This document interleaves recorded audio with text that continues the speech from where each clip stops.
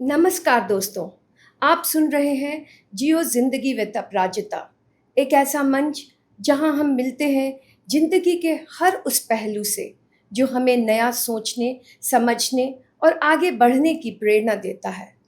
यह मंच है जहां हम आपके साथ साझा करेंगे जिंदगी की वो कहानियां जो हमारे भीतर एक नई ऊर्जा, प्रेरणा और सकारात्मक सोच भर दे।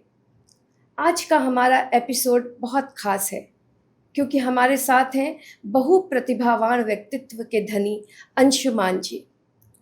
अनुशासन, नेतृत्व, समाज सेवा और साहित्य के क्षेत्र में अपनी अलग पहचान बनाने वाले पटना विश्वविद्यालय के पूर्व छात्र नेता। ये न केवल पटना विश्वविद्यालय के पूर्व छात्र नेता रहे हैं, बल्कि एक सक्रिय अधिवक्ता और तेज तर्रार लेखक और सिनेमा के सजग समीक्षक भी हैं। अंशुमान जी ने शिक्षा के क्षेत्र में नेतृत्व किया है, छात्रों, युवाओं के मुद्दों को आवाज बने और न्याय व रचनात्मकता के रास्ते को अपनाया है। उनकी लेखनी में जहां संवेदनशीलता है, वहीं उनकी फिल्म समीक्षाओं में गहराई की झलक मिलती है। बतौर एडवोकेट वह समाज में प्रगतिशील सोच और जागरूकता लाने का काम कर रहे हैं। अंशुमान जी का जीवन और संघर्ष, जो अब भी निरंतर जारी है, नई पीढ़ी के लिए एक मार्गदर्शक है। छात्र राजनीति से लेकर कोर्ट की बहसों तक, सिनेमा की परतों से लेकर लेखनी की धार तक, उन्होंने हर जगह अपनी पहचान बनाई है। तो आइए आज सुनते हैं उनके अनुभव और उनकी जिंदगी की कुछ झलकियां जो शायद हमारी सोच को भी झकझोर दें।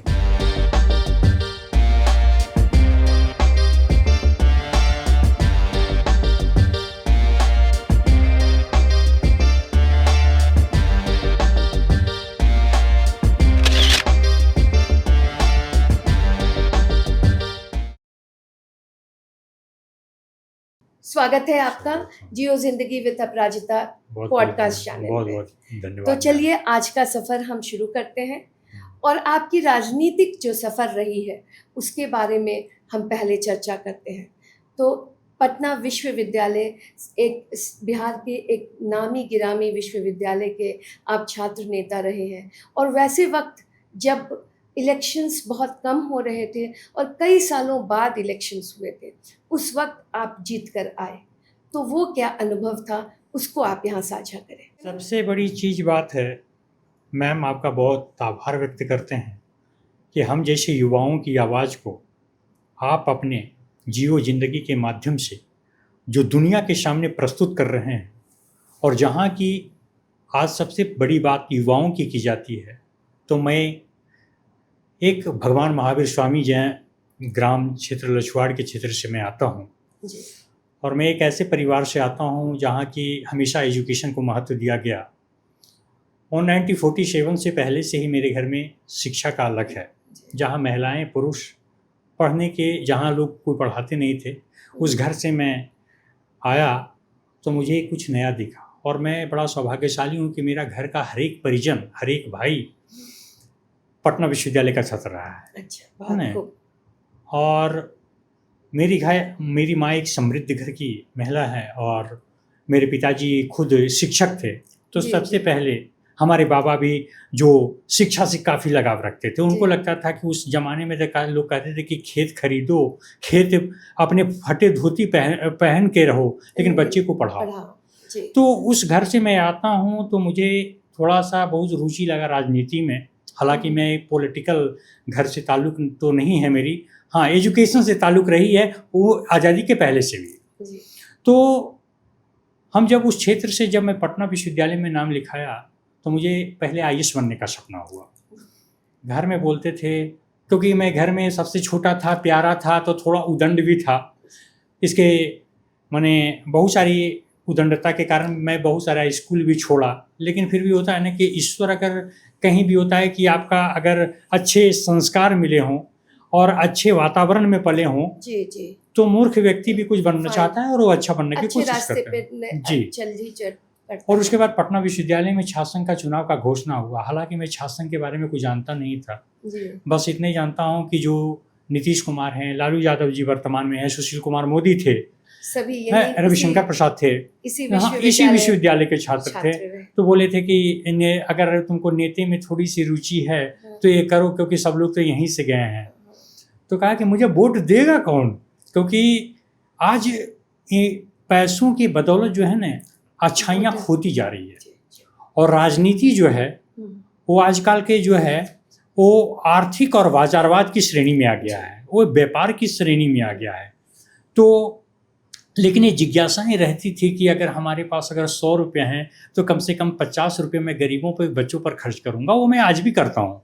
हालांकि ये जो मैं इस उम्र में आया, फिर पटना, ईश्वर सब कुछ करते हैं, मैं कुछ नहीं जानता हूँ। तो बताइए, मैं उस परिस्थिति में था कि PMCH में हमारी दीदी के जो अति ससुर हुए जी, उसका जिस दिन मेरा छात्र संघ का चुनाव था उस दिन PMCH में उनका देहांत हुआ और लोग वोट डाल रहे थे और मैं गुलबी घाट पर उनका लाश जला रहा था।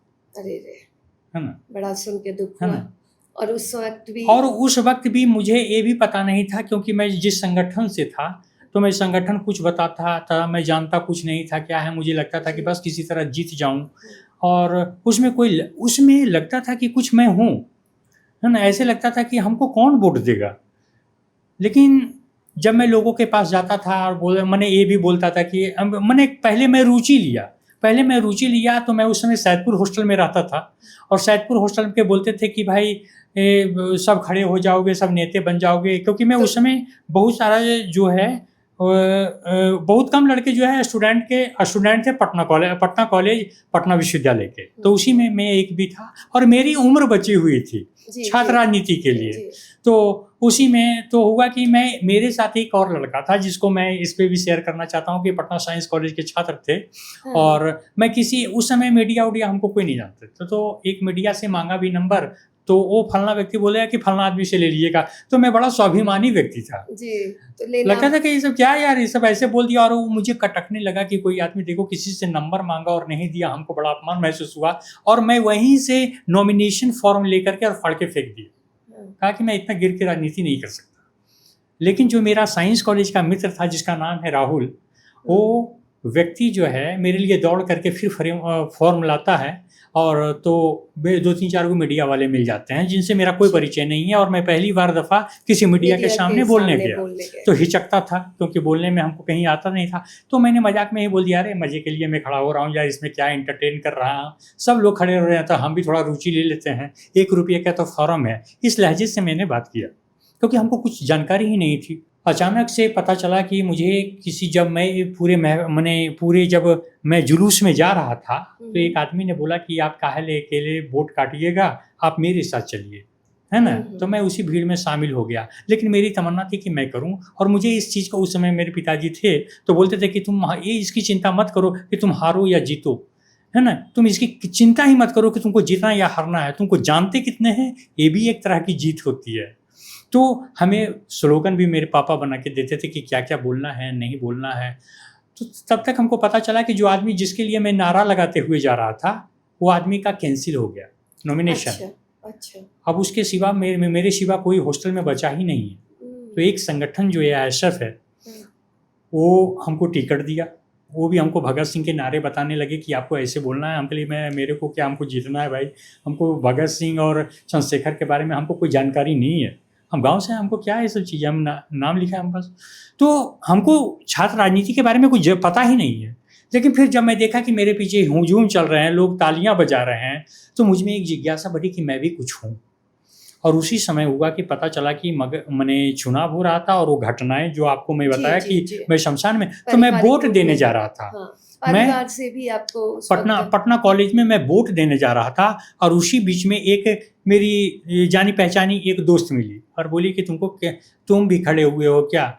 हमको तो पता नहीं है कि हम खड़ा हुए हैं। मैंने एक ऐसा टाइप से कि हमको एक अंशुमान कैजुअल अप्रोच रहा आपका। हमको लगा कि ये आदमी हमको वोट क्यों देगा? हम कहे कि देखिए हमको दे, आपकी इच्छा है दे दीजिए, हमको इस सब की कोई जानकारी नहीं है। अगर जीत भी गए तो बल्ले-बल्ले, नहीं हार भी गए तो मेरे को कोई ये नहीं है। मैं सिर्फ़ एंटरटेन के लिए, अरे हमसे बेहतर कोई काम करता है तो उसको वोट दे दीजिए ना। माने इस तरीके से था। मेरे में कि नहीं था कि मैं अगर जीत जाऊँगा तो बड़े आदमी हो जाऊँगा। ये सब फीलिंग मेरे में कभी है ही नहीं। जो अब के छात्र-छात्राओं में ये बहुत देखने को मिलता है कि वो एक टक्कर की राजनीति इस वक़्त ही करने लगते हैं, जी। और जहाँ पॉलिटिक्स की ज़रूरत नहीं है। ये तो हाँ। छात्र राजनीति पार्टी पॉलिटिक्स से ऊपर उठ के पॉलिटिक्स करना है, जी। लेकिन फिर भी पार्टी के तहत वो लोग करने लगते हैं, तो वहाँ थोड़ी तो गिरावट तो आई है। वर्तमान में जो अभी स्थिति हुई है वो हौवा बन गया है। जी। छात्र राजनीति या व्यापारीकरण का दौर चल गया है। आजकल छात्र राजनीति नहीं होती है। आजकल होता है कि हम तुम्हारा झंडा ढोवेंगे, तुम मेरा झंडा ढोवो, और छात्र में जो एक स्वाभिमान होता था वो गिरता जा रहा है। जी। अब वो बेचारा गांव से आता है, उसको एक नई उम्मीद जगती है कि मैं भी थोड़ी राजनीति करूं।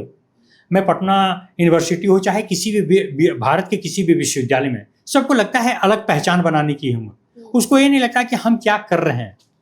और जब ये चीज़ें मैं देखता हूँ तो मुझे अपने आप में बड़ा अजीब महसूस होता है कि मैं भी तो जीता और मैं जहाँ का हूँ वहीं हूँ। आज भी मैं वही बच्चे से मिलता हूँ, करता हूँ। कुछ लोग बोलते हैं कि तुम जीत जाओगे तो तुम बड़े आदमी हो जाओगे। अरे भगवान ने जो भी हमको इस उम्र में दिया वो हमारी उम्मीद से ज़्यादा दिया। उम्र के हिसाब से आपने बहुत उपलब्धियां हासिल की। दूसरी बात है कि भगवान ने हमको, देखिए हमको अदालत, मैं जब उसके बाद में छात्र राजनीति में आया, ये भी लोग कहते थे कि अगर मैं अगर आंदोलन में निकल जाता था, चाहे किसी के लिए मैं अगर निकल जाता था, तो लोग मेरे हुजूम में लोग आते थे।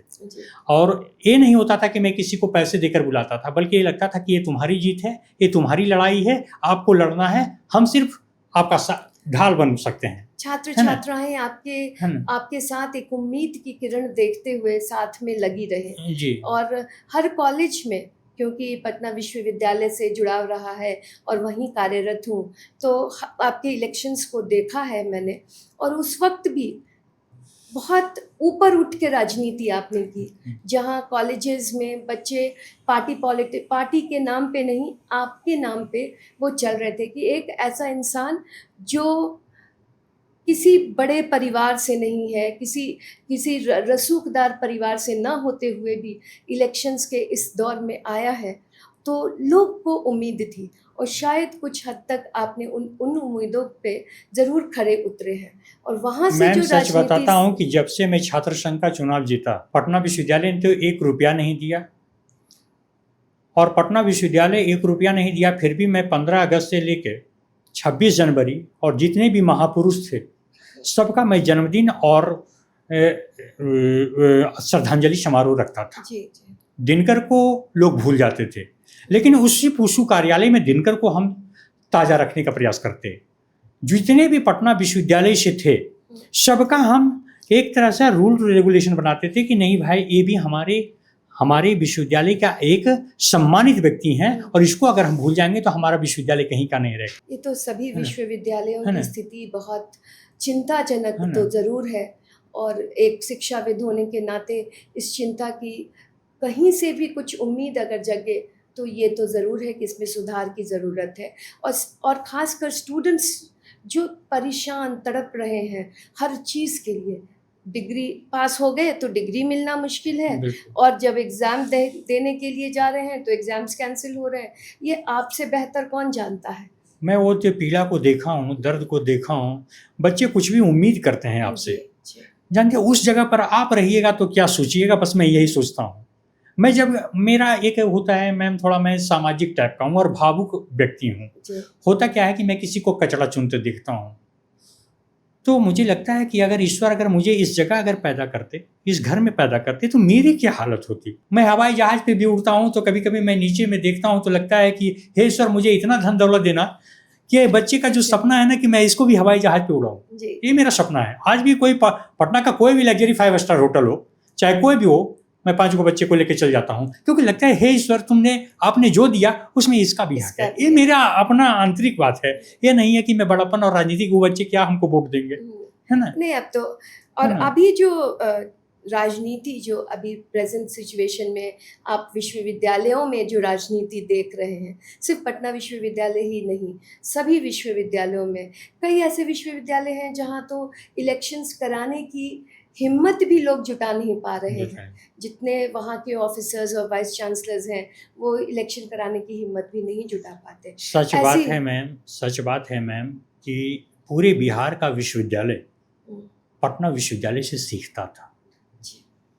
उस समय हम लोगों को ये अभी भी भी पता नहीं है मैम कि लिंगदोह कमेटी होती क्या है, हम्म, और वही शुरू से लेकर के पूरे मगध विश्वविद्यालय में भी चुनाव हुए, अन्य विश्वविद्यालयों में भी चुनाव हुए, लेकिन पटना विश्वविद्यालय में आज भी इस चीज़ को करता है, देर या सवेर कुछ भी हो, लेकिन आज इस चीज़ के परंपरा को लगाया है। लेकिन अन्य विश्वविद्यालय जो हैं आज भी बहुत पीछे जी।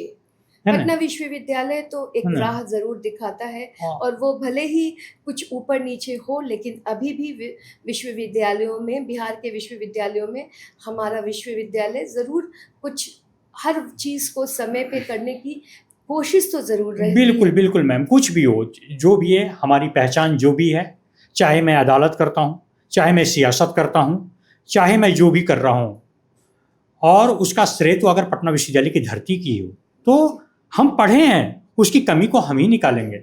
और मैं चाहता हूँ कि ये विश्वविद्यालय में इतने बड़े बड़े हस्ती हो गए, पूरे बिहार को पटना विश्वविद्यालय चला रहा है, जी जी। वहीं के ज्ञान चला रहा है, फिर भी आज विश्वविद्यालय की स्थिति इतना खूबसूरत जगह पूरे हिंदुस्तान में, गंगा के किनारे कोई ऐसा विश्वविद्यालय बताएं जहाँ की एक ही कॉलेज, एक ही सामने सभी कॉलेज हों। हाँ, एक लाइन में सभी कॉलेजेस हैं। तो फिर भी इतने हम सब तमाम समृद्धि के बावजूद इतना पीछे क्यों हैं?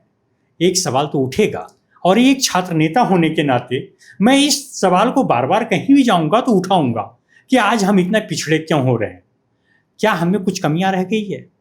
क्या हम कहीं ना कहीं अपनी बात को मनवाने के लिए अपाहिज सा महसूस करते हैं? क्या छात्र राजनीति बस हो गया, जीत गया, चले गए, बस यही रह गया है? क्या पार्टी और पॉलिटिक्स जब छात्र राजनीति में घुस जाती है ना, तो उसमें क्या होता है कि धन और बल और सम्मान सभी की हानि हो जाती है। क्योंकि बच्चे एक से एक सामान्य गांव से बच्चे आते हैं, नया कुछ सीखते हैं, वो जानते हैं कि छात्र संघ होता क्या है, वो सीखते कहाँ हैं, तो पटना विश्वविद्यालय के उस स्थान पे जहाँ के लोग देखते हैं और जानते हैं। तो हम जानते हैं कि हम तभी अपनी कमी को उजागर करेंगे जब हम उस चीज़ के लिए लड़ेंगे।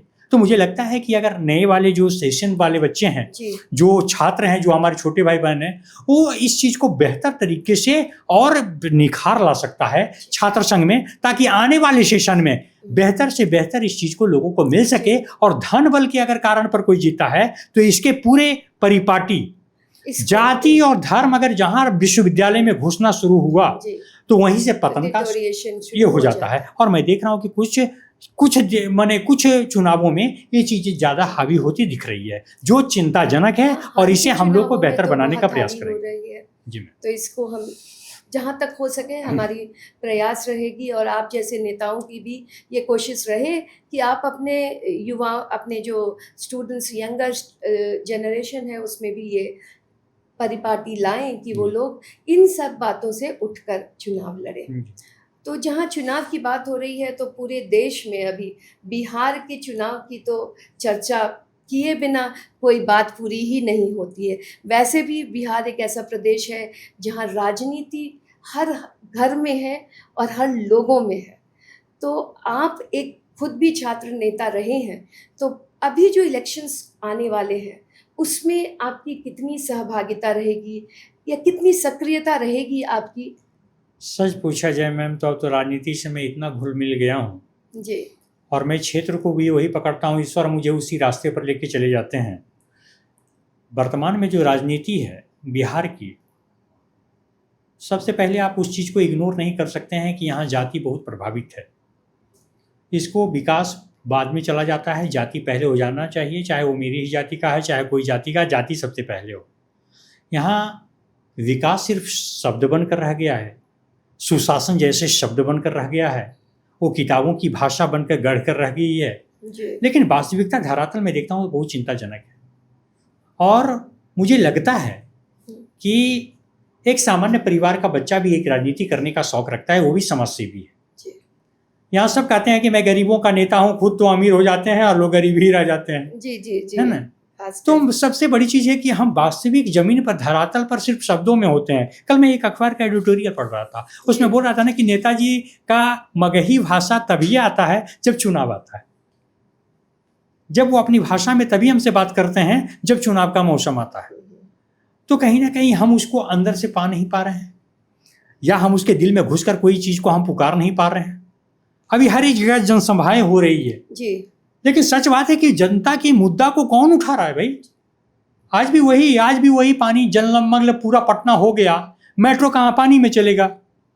इतने बड़े बड़े पुल बन गए हैं। डेवलपमेंट कुछ है तो ना? दिखते जरूर हैं, है ना? लेकिन वो पर्याप्त नहीं है। पर्याप्त नहीं है। सपोज दैट है, हम दूसरी का, मैं कुछ दिन पहले अखबार में पढ़ रहा था कि मैं जापान को टक्कर दे रहा हूँ। जापान की तुलना उस 7 जनरेशन की 8 जनरेशन में जी रहा है। हम 5G भी चलाते हैं तो पता नहीं ठुकुर ठुकुर मोबाइल भी चलता है ना? गांव से अगर थोड़ा सा अगर गांव में अगर चला जाइए क्षेत्र में तो नेटवर्क नहीं मिलेगा। तो हम कह रहे हैं कि हम 7G में हम उसकी तुलना क्यों कर रहे हैं? अपनी कमी को जब तक हम उजागर नहीं करेंगे तब तक हम दूसरे की तुलना नहीं कर सकते हैं। और जब तक कोई राजनीति में एक दूसरे की तुलना करने लगता है तो वहीं से राजनीति की परिपाटी, एक छात्र नेता होने के नाते बताता हूं कि वहीं से डिग्री शुरू होना। उसके अभी पार्लियामेंट में क्या क्या नहीं बोला जा रहा है, अभी विधानसभा में क्या क्या नहीं बोला जाता है, क्या पूरा क्या नहीं। आपको हम एक जगह मैं पढ़ा था कि कार्ल मार्क्स ने बताया था कि पार्लियामेंट जो है चाय और चुकड़ों की दुकान बनकर रह गई है। हमारे जनरेशन क्या सीखेंगे भाई? अभी की राजनीति जो है वहाँ से तो बच्चे बहुत गलत चीज़ देख रहे हैं, और नए जनरेशन को शायद ये सही भी लगे और वही कैरी ना करने लगे। तो इसकी चिंता हम लोगों में तो ज़रूर है। छोटे छोटे बच्चे जो नई आशाएं उम्मीद लेकर के आ रहे हैं, उस पर क्या प्रभाव पड़ेगा कि हमारे पार्लियामेंट में कैसी बहस होती है, हमारे विधानसभा में कैसी बहस होती है। तो जो आदमी अपने बारे में नहीं सोच सकता, जो एक हम लोग का संविधान का एक पूजा स्थल है वो, और जब ऐसी पूजा स्थल पर ऐसे कांड अब होते हैं तो बहुत हम लोग चिंतित होते हैं। जुबान पे तो बहुत कंट्रोल करने की आवश्यकता है, क्योंकि आपको पूरा देश और प्रदेश सुन रहा होता है ना? तो चलिए राजनीति से आगे बढ़ते हैं जी मैम। और आपके तो जिंदगी के कई आयाम हैं, और आप एक अधिवक्ता के रूप में पटना हाई कोर्ट में आप प्रैक्टिस कर रहे हैं। तो अधिवक्ता के तौर पे आपके पास जो केसेस आते हैं उनमें अधिकतर आप क्या देखते हैं? किन तरह के केसेस आपके पास आते हैं? क्या गरीबों की जो सुनवाई है क्या वो हो पा रही है, या उनके पास उतनी पर्याप्त धन नहीं है कि केसेस को ठीक से लड़ सकें? और आप जैसे अधिवक्ता उनको किस तरह से मदद कर पा रहे हैं? ये मेरा प्रश्न है। सच पूछा जाए तो मैं ईश्वर को धन्यवाद देता हूँ कि हमको जो भी क्षेत्र दिए हैं वो जनता से रिलेटेड दिए हैं, और जनता की पीड़ा वो समझ सकता है, एक अधिवक्ता बढ़िया से जानता है, क्योंकि उससे हजारों लोग मिलते हैं और अपनी व्यथा जो अंतरात्मा की आवाज़ होती है वो उससे बयां करता है। अब सपोज दैट है कि जो भी बच्चे हैं कि अब सर्वोच्च न्यायालय का आदेश है कि जो है 3 साल तक आप प्रैक्टिस कीजिएगा, तब आप एक जज के लिए अप्लाई कर सकते हैं, फॉर्म भर सकते हैं। सच बात है कि जब तक आपको अनुभव नहीं बढ़िया से होगा, जब तक आप जनता के बीच में जब तक अनुभव आपको श्रेय नहीं मिलेगा, तब तक आप बाहर की चीज़ों को कितना आप देखिएगा। तो कहीं ना कहीं मुझे लगता है कि इस चीज़ के लिए सभी को जागृत करना है, और कानून एक ऐसा चीज़ है जो कि आर्ट्स हो या साइंस, सभी विषयों में इसको शामिल करना चाहिए, और हर एक बच्चों, हर एक गाँव में जा करके संविधान के बारे में बतानी चाहिए, तभी वो जागरूक होगा। नहीं तो वो अदालत से घर से अदालत, वो उसकी पूरी जिंदगी, और पैसे भी होते हैं, है ना? तो होता है आदमी तो झूठ का माने कोई आदमी नहीं होता है, कोई एक पेशा है तो उसको बदनाम किया जाता है, लेकिन उसकी पीड़ा नहीं होती है। एक वकील की पीड़ा समझते हैं कि वो इतनी बारिश में भी जा रहा है, आप ही के काम के लिए जा रहा है, 20 बार आपको फोन कीजिए, क्या साहब क्या हुआ, नहीं होगा तो 2-4-10 बात और बोल भी दीजिएगा, है ना? तो इसकी पीड़ा को कोई नहीं समझता है। अधिवक्ता के पास हम लोग अपनी कष्ट को लेकर पहुंचते हैं, और वहां से सल्यूशन की उम्मीद रखते हैं कि वो हमारे तरफ से कोर्ट में बहस करेंगे और हमें कुछ राहत दिलवा देंगे। तो यही सच बात है मैम, सच बात है कि मैं जो चीज़ देखा हूँ कि असलहें सियासत की क्या कौर निकाही है, महलों में उजाला है, कुटियों में स्याही है, महसूस होता है दौरे तबाही है, शीशे की अदालत है, पत्थर की गवाही है। क्या बात है, क्या खूब कहा आपने। और जो वर्तमान में हम देख रहे हैं, हम जहाँ तक जो मेरी उम्र हुई है तो काफ़ी कष्ट भी होता है, लेकिन क्या कीजिएगा, इसी कष्ट में आपको भी चलना है और इसी कष्ट में आपको साथ भी देना है। और इसी में सही चीज़ लोगों के लिए बना कर दिया जा सके, ये भी कोशिश मैं तो सरकार से मांग करूंगा कि एकदम प्रत्येक कॉलेज, टोला, छोटे छोटे बच्चे भी संविधान के बारे में जाने। जब तक वो जानेंगे नहीं तब तक वो अनभिज्ञ रहेंगे। जी। तो नई एजुकेशन पॉलिसी में इस तरह के अवेयरनेस प्रोग्राम्स, उनके शॉर्ट टर्म इंटर्नशिप की तो व्यवस्था बन गई है, लेकिन धरातल पे उतरते उतरते वक्त तो लग रहा है। तब तक हमारे कई जनरेशन पार हो जाएंगे। जी, जी, जी। तो मुझे लगता है कि इसको धरातल पर जितना से जल्दी हो, खास करके शिक्षा के क्षेत्र में, तो मुझे लगता है कि ये तमाम लोगों और नए जनरेशन के लिए लाभकारी होंगे। क्या हमारे प्रदेश में कानून से जो जुड़े हुए कॉलेजेस हैं, क्या वो पर्याप्त हैं, या लगता है आपको कि कुछ और कॉलेजेस होने चाहिए? अभी तो हमारी जो हमारी स्थिति है वर्तमान में, कि अभी तो बहुत सारे कॉलेजेस खोलनी चाहिए जी। और सरकार को इस पर जो है अमल करनी चाहिए। और अभी जो मैं वर्तमान में देख रहा हूँ, हर डिस्ट्रिक्ट में लगभग इंजीनियरिंग कॉलेजेस खुल गए हैं, उसी तरीके से लॉ कॉलेज भी खुले हैं। और एक समाज को नया संदेश भी जाएगा। क्योंकि जो वास्तविक चीज़ है, हमारे देश की जो वास्तविक रीढ़ है, हम उसी को नहीं जानेंगे तो फिर हमारे लिए समस्या हो जाएगा। मुझे बहुत काफ़ी खुशी होती है कि बहुत बड़े बड़े लोग, आदमी बहुत अपनी जो LLB किए हुए हैं वो उस पेशा से जुड़े हुए हैं।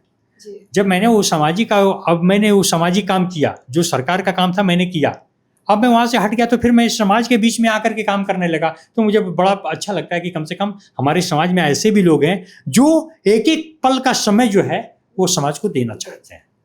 तो चलिए, कानून का सफ़र तो आपका जारी है और इस सफ़र में आप अपने कमज़ोर वर्ग को के लिए भी एक उम्मीद की किरण ज़रूर जगाएं। जी। और जैसा आप कह रहे हैं कि 5 स्टार्स होटल तो बिहार में उतने नहीं हैं, लेकिन जो अच्छे होटल्स हैं उनमें, अगर होटल्स की बात नहीं है, बात है कि जो नए माहौल है उसमें उन लोगों को लेकर जाया जाए जो वहाँ तक पहुँच पाने की सपना ही रह जाती है उनके। दूसरी बात है मैम कि मैंने वो सब छोटे छोटे बच्चे जो होते हैं ना, ईश्वर में सबके अंदर ही ईश्वर है। मैं उसी को नज़र से देखता हूँ। जब मैं उसको देखता हूँ तो लगता है कि उसके अंदर भी परमात्मा है, और उसके परमात्मा को अगर खुश कर दोगे ना तो तुम्हें कुछ नई चीज़ मिलेगा। तो हो सकता है कि भगवान में देखिए, मैं बड़ा सौभाग्यशाली हूँ कि मैं घर में बहुत उदंड लड़का था। मैं घर में सबसे था, उदंड था, थोड़ा लड़ाई झगड़ा में भी था। लेकिन बाद में जब उम्र बढ़ती है ना तो उसकी सोचें बढ़ती है, और बचपन में थोड़ा सा नटखटपन होने वही कहीं ना कहीं वो आचरण में आगे में आके आपको बेहतर भी बना सकती है। तो लड़ाई झगड़ा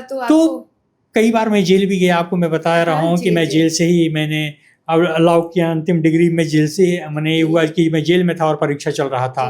तो भगवान, तो जुझारू तो आप शुरुआत से रहे हैं। तो जेल में ही मैंने सैदपुर से बेऊर लिखा, तो काफ़ी लोगों ने सराहा, उसको प्रेम दिया। उसके बाद ज़िंदगी में थोड़ा सा बहुत मैं भोग विलास का भी ज़िंदगी जिया, ताकि ये नहीं लगे कि मैंने ये धरती पर आया तो मैं ऐसे ही चला गया। तो मैंने उसका भी आनंद लिया। तो आपकी किताबों पे फिल्में भी बनने की जी, मैं दिन रात प्रयास कर रहा हूँ। उसके लिए मैं बार बार मुंबई भी जाता हूँ, लोगों से मिलता हूँ, बात करता हूँ, और मैं प्रयासरत रहता हूँ कि मैं बिहार के युवा जो हैं, हम सरकार को धन्यवाद देना चाहते हैं कि बिहार में जो इन्होंने 4 करोड़ जो मैंने फिल्म के लिए लोग प्रमोट कर रहे हैं, तो मैं सरकार के लिए इसके बधाई के पात्र भी हैं। ताकि हम नहीं तो कोई और सही, लेकिन कम से कम बिहार में फिल्म को लेकर के अल्लू अर्जुन ने इतना बड़ा प्रोग्राम किया है ना, तो मुझे लगता है कि समाज को एक नया संदेश किया। और जितने भी छोटे छोटे जो भी फिल्में आ रही हैं पर्दा पर, अभी बिहार आकर के कुछ नया कर रहे हैं। तो मुझे लगता है कि हमारे बाहर युवा राइटर जो हैं, जो भी हमारे मित्र हैं, चाहे कोई भी हैं, तो कम से कम हम फिल्म स्क्रिप्ट राइटर एसोसिएशन के मेंबर भी बने। तो मुझे लगता है कि और जो बच्चे लिखेंगे उसको एक नई पहचान मिलेगी। तो हमें एक शौक था बचपन में कि मैं IAS तो नहीं बना ना, तो बढ़िया लेकर मैंने बिहार में तो एक ही सपना लेकर सभी आते हैं कि IAS ही बनना है। और खासकर पटना विश्वविद्यालय में, दिल्ली विश्वविद्यालय जैसे जगहों पे इसी उम्मीद के साथ आते हैं। लेकिन वहाँ आकर भी आप फिल्म, वकालत और छात्र राजनीति, इन सारे पहलुओं को आप देखकर आगे बढ़ रहे हैं। मैम, वो आपका आशीर्वाद है कि कम से कम इस क्षेत्रों में भी एक अपनी पहचान अपने दम पे है, और मैं अपनी मेहनत करता हूँ, है ना, मेहनत करता हूँ। मैं मेहनत पे कोताही नहीं। मैं कोर्ट से निकला, मैं फिर किताबों की दुनिया में चला जाता हूँ। मेरा अगला प्रश्न था कि आप ये तीनों चीज़ को कैसे बैलेंस कर पाते हैं। और अपनी निजी ज़िंदगी को भी बैलेंस करते हुए, माँ पिताजी और सभी परिवार की जिम्मेदारियों को भी देखते हुए, कैसे आप अपने आप के दिन भर के शेड्यूल को इतना बिजी शेड्यूल को बैलेंस कर पाते हैं? ये तो मैम कुछ होता है, एक जीवन में मैं ओशो का बात करता हूँ। मैं ओशो के बहुत बड़े फ़ैन हूँ और मैं एक ही किताब में मैं एक लिखा था, मज़े लो रोज लो नहीं मिले तो खोज लो। तो मैं इस चीज़ को पढ़ा और मैं अपने क्या किया कि मैं अपने दरवाजे के जहाँ जिस तरफ पैर रखता था उस तरफ लिख करके मैं साट देता था और लगता था कि मैं ज़िंदगी जी रहा हूँ या गुजार रहा हूँ। मेरे दिमाग में ये सब बातें आती हैं, मुझे ईश्वर ने क्यों बनाया? अगर कोई हर एक चीज़ करनी है, अच्छा और बुरा अगर मैं देखूंगा तो मैं अपनी ज़िंदगी को अधूरा छोड़ दूंगा। ये सब फीलिंग आती है मेरे में। तो मुझे लगा क्यों ना अपनी ज़िंदगी पर कुछ अच्छा किया जाए। तो मैंने राजनीति किया, राजनीति में विश्वविद्यालय में सफल हो गया, थोड़ी बहुत बड़ी राजनीति करना चाहा। अभी भी बहुत सारे मौके आगे भी हैं, आपकी है ना? अभी तो रास्ते बहुत लंबे हैं हाँ, तो और आप प्रदेश को अपनी राजनीति से भी सेवाएं दें और आगे चलकर आप यहाँ हम लोग भी ये याद कर सकें फिर कि यहाँ के हमारे पॉडकास्ट से एक मंत्री आए और यहाँ हमारे सामने एक स्टूडेंट रहे जो आगे बढ़ते बढ़ते प्रदेश की नेतृत्व में भी आप हैं। बात है मैम की सबूत है, अगर मैं जेल गया, कुछ होता है ना, कुछ बुरा होता है अच्छा होने के लिए। अगर जेल नहीं जाता तो मैं कुछ अच्छा नहीं लिख पाता, मैं जेल नहीं जाता तो वकील नहीं बन पाता, मैं जेल नहीं जाता तो मैं आपके सामने बैठ नहीं पाता। कुछ होता है, कहता है ना कि कुछ अगर आपकी ज़िंदगी में तबाही या सुनामी आने वाली है ना तो कुछ अच्छा होगा, अच्छे होने है ना? की संकेत और भी जब मैं शायद- बहुत मुश्किल में होता तो मैं अपने भाई से मैं बोलता कि देखो मैं इस पर मैं अपनी शेयर बात करता हूँ, सबसे खुल के बात करता हूँ, मेरे में कोई छुपी हुई जुबान नहीं होती है। मैं अपने घर में हर एक परिजनों को बताया कि मैं देखो ये किया, मैं किया, मैं गलत कहाँ किया। तो यही बोलता है कि ज़िंदगी में अगर तकलीफ़ें आती हैं ना तो सुनामी एक बार आती है ना, फिर उससे भी ज़्यादा खूबसूरत महल वहाँ पे बनते हैं। जी। और ये कॉन्फिडेंस मुझे इतना दूर तक ले आया कि आज भी मेरे घर में सब लोग अच्छे पद पर हैं और सब लोग पढ़ने लिखने वाले हैं। माने हमारे घर में एजुकेशन का ये महत्व था कि अगर कोई आदमी शिक्षा को अगर चाहे कोई जनगणना में तो कहता है कि इनके घर में अगर कोई गाय का बच्चा भी अगर बना तो वो भी पीएचडी कर रहा है। माने इतना महत्व था उनके यहाँ। तो और हमारे गांव में हमारे पिताजी बहुत करते थे, माने करते थे कि तुम अपने घर में तुम भीख मांगो लेकिन अब बच्चे को पढ़ाओ। वो गांव में जा कर बोलते थे क्योंकि वो शिक्षक थे, वो जानते थे कि शिक्षा ही तुम्हारे लिए सब कुछ है। और अंतिम में एक दिन मैं किताब लिखने का लगन कहाँ से हुआ कि जेल तो गया। उस समय मेरे पिताजी थे और बोले थे कि एक दिन पढ़ा रहे थे तो एक किताब में उनकी नज़र में पढ़ी, वही फुटपाथ पटना कॉलेज के पास मिला उनको, नकबेसर कागा ले भागा, एक नथनी प्रसाद सिंह का किताब था। तो बोले थे कि तुम्हारे नाम इतने खूबसूरत हैं अंशुमान, मैंने रखा कि नथनी और कनवाली किताब लिख देता है तो तुम नहीं लिखोगे। मैंने एकदम बहुत है। आपकी एक किताब बहुत चर्चित रही जी किराए की गर्लफ्रेंड। जी तो आपकी कोई गर्लफ्रेंड है या नहीं? जी नहीं, या मुझे ये बात करने में कहीं आपको एतराज तो नहीं, कोई होगा? बात नहीं है। मैं जिंदगी को जीता हूँ और मजे लेता हूँ, ये सब में हम बंधे नहीं हैं जी। और मैं ये सब किराए की गर्लफ्रेंड और ये सब मैं जिंदगी को इतना जी चुका हूँ कि कभी कभी उस चीज़ से आप खुद ही अलग होना चाहेंगे। लेकिन हालांकि मैं होता क्या है कि कोई ज़्यादा टिक नहीं पाता है। मेरे पास उतना होता है कि मैं सीधे बोल देता हूँ कि मेरे पास वक्त नहीं है। और दूसरी बात होता है कि हाँ ऐश मौज करना है करो, है ना, उसके लिए मैं हूँ। लेकिन बात है कि अगर हमारे साथ कोई अगर पेंडुलम की तरह अगर घूमने के लिए और मैंने प्रेशर देना है तो मैं तो अभी आप वो उतना समय देने की स्थिति में नहीं है। हाँ। लेकिन हाँ ऐश मौज करके जिंदगी में तो ऐसा करना होगा जब एक ठहराव आए और शादी भी कुछ चीज़ें होती है मैम कि ईश्वर लिखते हैं जी। आप सब कुछ भरा पूरा है, कुछ खाली है। हर एक चीज़ अगर आपको मिल जाएगी ना तो कहता है ना कि अगर सब कुछ मिल जाए ज़िंदगी में तमन्ना किसकी करोगे। तो मुझे ये भी लगता है कि मैं ज़िंदगी में इस उम्र में तो अब तमाम चीज़ें किया, अच्छाई वो किया, बुरा किया, जो किया सब अपने अनुसार किया। उस चीज़ की कमी नहीं रहेगी कि मैंने ये जीवन में नहीं जिया। तो मैंने कई जगह घूमा भी, बहुत सारा जगह, बहुत लोगों से मिला भी, बड़े बड़े हस्तियों से भी मिला, छोटे किसानों से भी मिला, मजदूरों से भी मिला। तो मैं जो चीज़ें हमको अनुभव देते गया मैं उसको किताबों के माध्यम से समाज के पास प्रस्तुत करते गया। मैंने जेल गया तो जेल की जितनी भी पीड़ाएं थी तो लगा कि मैं कैदी नहीं हूँ, मैं एक संवाददाता हूँ और मैं एक पत्रकार की भांति मैं लोगों से पूछता, बाबू आप काहे आए जेल, है ना? तो वो अपनी पीड़ा बताता तो मुझे वो मेरे दिल में समा जाता, और मैं बाहर आकर के मैं उस चीज़ को किताबों के माध्यम से समाज के पास रखा, शब्दों के माध्यम से और उसे फिर पिरोया। उसके बाद जेल गया तो फिर गर्लफ्रेंड बोल दिया ये चोर बदमाश है ना? तो उसके दिमाग में गंदा मैसेज चला गया, तो बोला कि ये तो जेल जाता है फलाना, तो एक छोड़ के मैंने बोला कि तुम अच्छे लड़के नहीं हो, तुम्हारे साथ नहीं रहेंगे। हम बोले आप जा सकते हो, क्योंकि कभी कभी लगता है ना कि कुछ जाने के बाद कुछ अच्छी चीज़ें मिलती है। मैं उसी आशा में रहा, थोड़ी सी हार्ट तो सबको होती है, लगाव ही पीड़ा है, एक संदेश है। तो मुझे लगा कि लगाव उगाव करने से क्या मतलब है, आजकल तो ऐसी दुनिया है। तो मेरा एक दोस्त था जो बहुत काफ़ी था और मेरा बगल में रहता था और बहुत रईस था, तो मेरे साथ कहीं लेके गया एक बहुत बड़े होटल, जहाँ की एक रात ठहरने के लिए बहुत काफ़ी महंगे पैसे देने पड़ते हैं। तो हम कहे कि भाई उतना पैसा तो हम लोग गरीब आदमी के पास नहीं है। तो बोला मैं हूँ ना, तो बोला कि तुम हमको करवा देना जब तुम्हारे पास पैसे होंगे। तो कुछ दिन पहले मैं मुंबई में उससे मिला भी था ताज में, तो उसमें बोला कि तब मैं गया एक नाइट्स क्लब में गया, और नाइट्स क्लब में गया तो मैं बोला कि मैं, तो वो पूछता है कपल हो, तो सच में हमको इंग्लिश उतना नहीं आती थी जो रियलिटी बात बता देते हैं। तो हम कहे कि ये क्या पूछता है कपल और ये सब, तो बोला कि अरे जोड़ा। तो हम कहे तो वो बोला ना कि, तो वो लड़का बहुत फ्रैंकली था, वो बोला था कि रेंटेड गर्लफ्रेंड मुझे चाहिए, है ना? हम लोग ये सब नहीं रखते हैं, हम लोग रेंटेड गर्लफ्रेंड। मेरे दिमाग में ये मैंने एकदम जो अपने गांव की देहाती लैंग्वेज में उसको पूछ सकते हैं कि भाड़ा बूढ़ा पर लगेगा क्या है, मैंने इस तरीके से। तो बोला कि हाँ हाँ, तो बोला कि यस, है ना? उसी पे मैंने पूरी कहानी लिख दिया और मैंने बोल दिया, और उसी की पीड़ा और उसकी भावना। और होता था कि मैं जब जाता था उसके पास तो मेरी भावनाएं गंदी नहीं होती थी। मेरी बात लगता है आप ये क्यों करते हैं, है ना? सुनिए ना, आप पैसा कुछ रख लीजिए ना, बाल बच्चे को किताब दे दीजिएगा।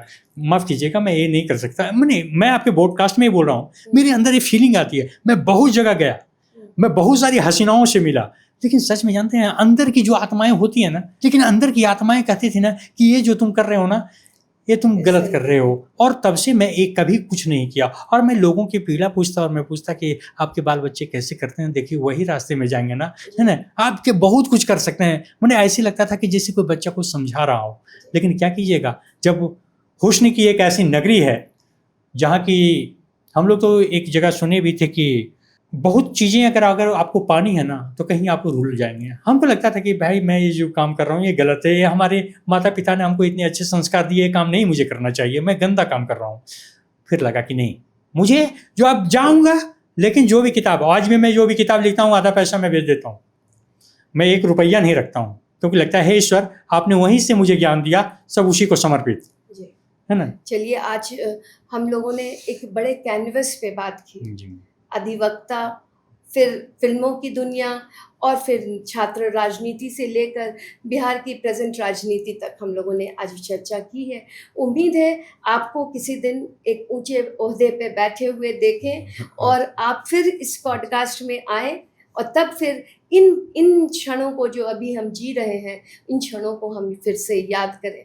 और इसी तरह आप एक अलग दुनिया में, जो दुनिया में चेंज करने के लिए अपनी छोटी से दायरे में जहाँ तक आप चेंज करने की कोशिश कर रहे हैं, वो कोशिशें आपकी जारी रहें। Thank you ma'am, thank you, आपका बहुत बहुत चलिए आभार आपके मैम। आने का बहुत बहुत धन्यवाद, और आपके आने से हमारे पॉडकास्ट में बहुत रौनक आ गई। धन्यवाद आपका। अंशुमान जी से बातचीत करना वाकई एक बौद्धिक यात्रा जैसा अनुभव रहा। उन्होंने अपने विचारों, अनुभवों और दृष्टिकोण से हमें न सिर्फ प्रेरित किया बल्कि सोचने पर भी मजबूर किया है। एक छात्र नेता से लेकर समाज के सजग दर्शक तक उनका सफ़र हमें दिखाता है कि ज़िंदगी का हर एक मोड़ एक अवसर है, कुछ नया सीखने, कुछ नया सिखाने को। उनके लिए अज्ञेय जी की कविता से एक अंश, जियो तो ऐसे जियो जैसे जलता हुआ दीपक, न सिर्फ रोशनी दे बल्कि अपने आप को भी होम कर दे। जीवन का अर्थ सिर्फ जीना नहीं, कुछ ऐसा कर जाना जो दूसरों के जीवन में उजाला भर दे। आज के एपिसोड को एक प्रसिद्ध कविता के साथ मैं आप सभी को समर्पित करती हूँ, हरिवंश राय बच्चन की चंद लाइनें। और ये लाइनें खासकर युवाओं के लिए है। कोशिश करने वालों की हार नहीं होती, लहरों से डरकर नौका पार नहीं होती। कोशिश करने वालों की हार नहीं होती।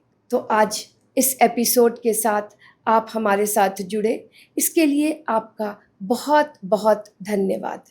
आगे भी ज़िंदगी की इस राह पे जिस पे हम जियो ज़िंदगी विद अपराजिता के साथ जी रहे हैं और हर हफ्ते एक नई शख्सियत के साथ मिल रहे हैं, तो अगले हफ्ते एक नई शख्सियत ज़िंदगी के एक नए रंग के साथ। तब तक के लिए जियो ज़िंदगी खुलकर, सच्चाई से और बड़े प्यार से। धन्यवाद।